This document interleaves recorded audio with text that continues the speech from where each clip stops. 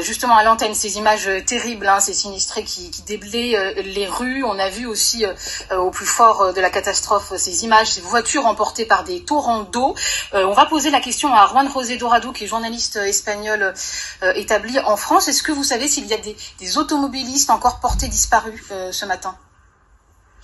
Alors, hier soir, il y avait encore 1200 automobilistes qui étaient coincés dans leur voiture. Il était impossible d'arriver jusqu'au parce que tout simplement, les routes étaient coupées, donc il fallait le faire avec des hélicoptères. Donc, c'était 1200 personnes. Il y a quand même encore sur la route à peu près 5000 voitures qui sont bloquées sur les autoroutes, qui ont été abandonnées. Vous avez vu les images, mais aujourd'hui, ce qui est le plus urgent, qui est le plus important pour les autorités, c'est de continuer à chercher les dizaines des disparus qui existent encore et qui effectivement pourraient faire augmenter le nombre de victimes, près d'une centaine aujourd'hui. Donc aujourd'hui, c'est ça la priorité encore pour les autorités, c'est la recherche des disparus.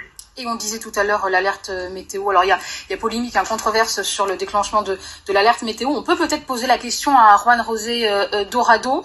L'alerte météo aurait été déclenchée 8 heures après le début des pluies, et certains habitants se sont retrouvés coincés justement pendant l'heure de pointe. Est-ce que vous savez ce qui s'est passé précisément? Est-ce qu'il y a eu une défaillance?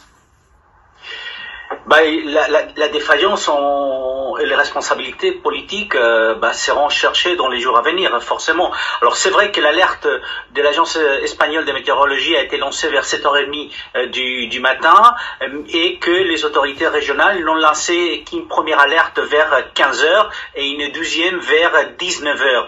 Et ce qui a fait effectivement, comme disait tout à l'heure votre journaliste, qu'un certain nombre des personnes, plusieurs milliards de personnes, se sont retrouvées sur les routes.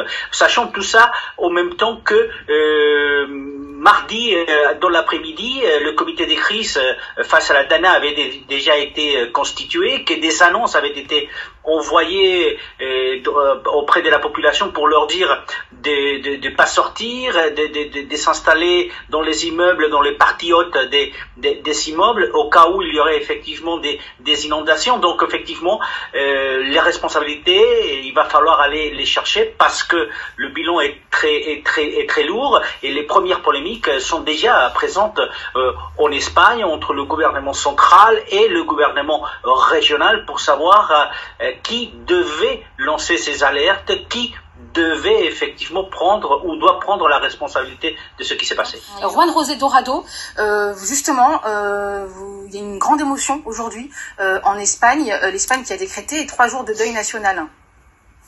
3 jours de deuil national, effectivement, le premier ministre espagnol qui est ce matin à Valence pour voir les dégâts causés par cette goutte froid. Beaucoup d'inquiétudes, beaucoup de préoccupations partout en Espagne, justement parce que le bilan est catastrophique au nombre de victimes. Moi-même, je suis né à Valence, j'ai ma famille qui est à Valence, et à chaque fois que je parle avec eux, ils n'en reviennent pas.